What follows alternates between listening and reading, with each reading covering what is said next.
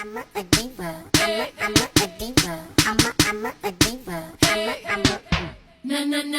is a female version of a hustler, of a hustler, of a hustler. Na diva is a female version of a hustler, of a hustler, of a hustler.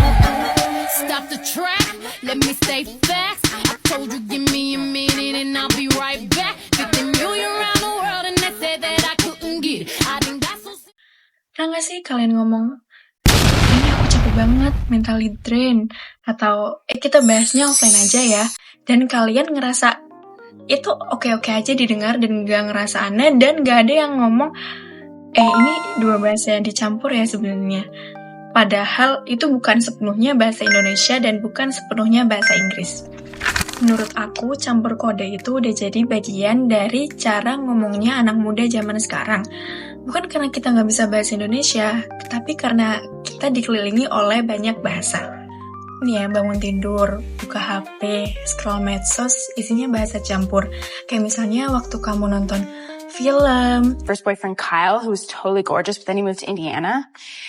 And Janice was like weirdly jealous of him. Like if I would blow her off to hang out with Kyle, she'd be like, "Why didn't you call me back?" And I'd be like, "Why are you so obsessed with me?"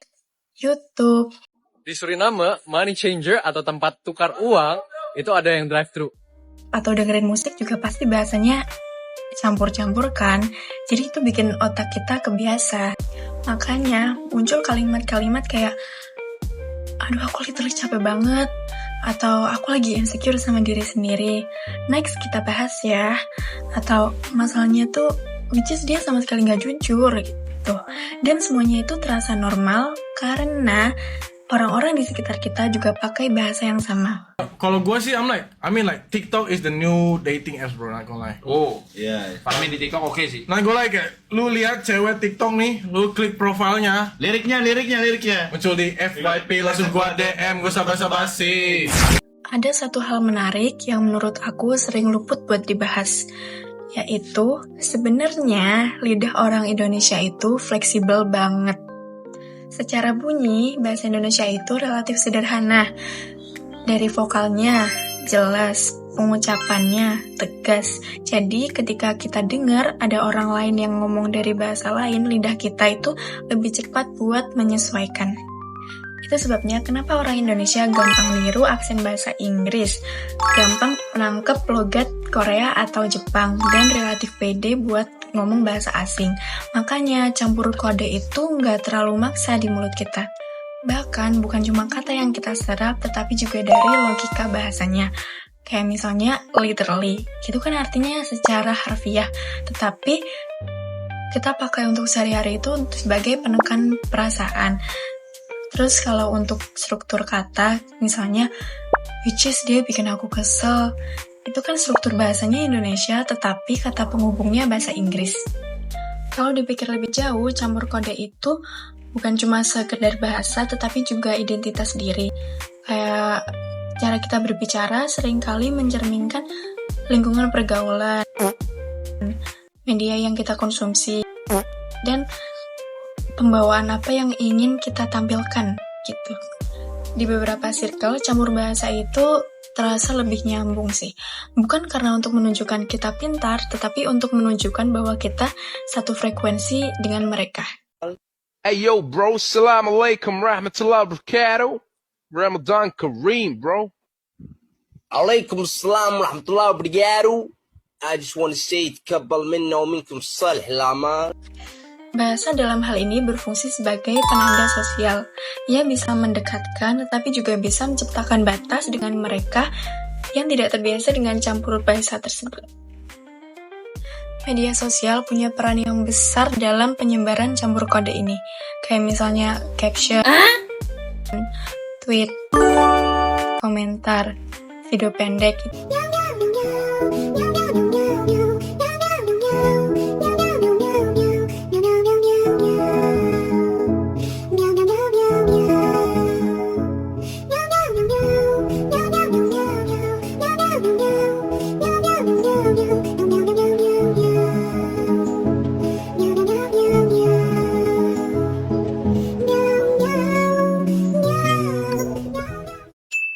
itu seringkali menggunakan campuran bahasa karena dianggap lebih ringkas dan relatable.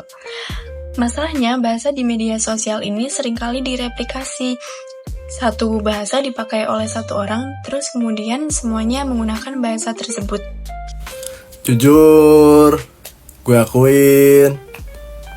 Vam, zap, vum. Tidak semua orang berada di lingkungan yang sama. Bagi sebagian orang, campur kode terdengar natural, tetapi bagi sebagian orang lainnya, terutama generasi tua atau orang-orang yang tidak terbiasa dengan bahasa Inggris, hal ini bisa menjadi penghalang dari pemahaman. Jadi ketika bahasa tidak lagi jadi inklusif, komunikasi justru kehilangan fungsinya. Disinilah pentingnya kesadaran bahwa bahasa bukan hanya soal ekspresi diri, tetapi juga soal siapa yang kita ajak bicara. Perlu ditegaskan bahwa campur kode bukan sebuah ancaman langsung bagi bahasa Indonesia. Bahasa Indonesia tetap digunakan, tetapi dalam bentuk yang beradaptasi. Yang menjadi tantangan adalah bagaimana menjaga keseimbangan antara keterbukaan terhadap bahasa asing dan pemeliharaan bahasa nasional. Dengan kata lain, ini bukan soal menolak, tetapi dengan gimana cara kita mengelola. Menurut aku, skill komunikasi itu bukan seberapa jago kamu ngomong bahasa Inggris, tetapi gimana kamu bisa memilih bahasa yang tepat di situasi yang tepat. Bahasa itu sebenarnya fleksibel, tetapi tetap perlu arah. Dan menurut aku, anak muda zaman sekarang ini punya potensi yang besar di situ.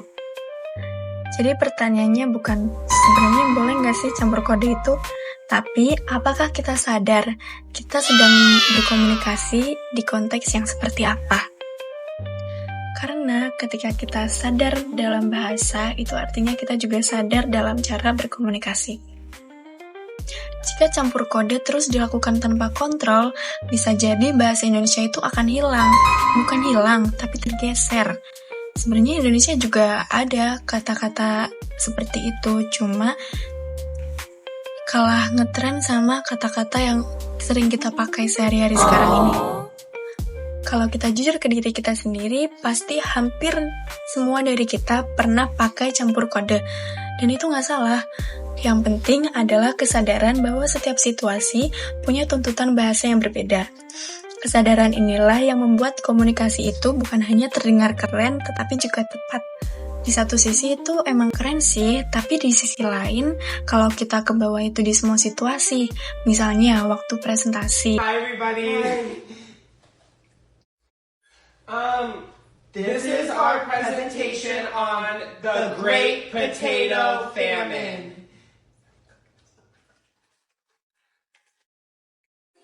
It's not funny. This is just like a visual for people who didn't. Waktu bikin tugas.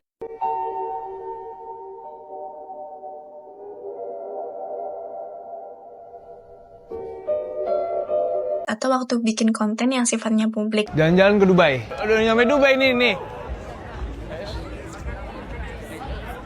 Dubai day-nya apa? Di foto-foto ya kak? Mana lihat? Bagus hasilnya. Itu bikin pesan kita nggak tersampaikan dengan kayak sejelas yang kita kira.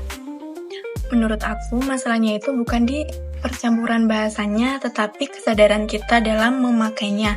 Jadi kalau misal kita lagi ngobrol sama teman, lagi WA sama teman, itu wajar aja kalau kita pakai bahasa yang campur-campur. Tetapi kalau kita sudah masuk ke ruang yang formal, itu kita perlu ada sedikit kesadaran untuk memakai bahasa yang lebih baik. Jadi pesannya tuh biar lebih tersampaikan dan kesannya lebih sopan.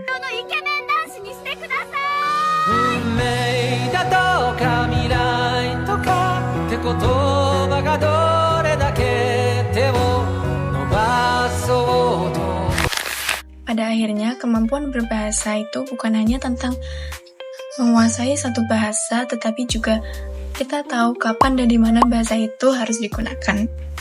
Mungkin cukup sekian dari saya. Terima kasih. Wassalamualaikum warahmatullahi wabarakatuh.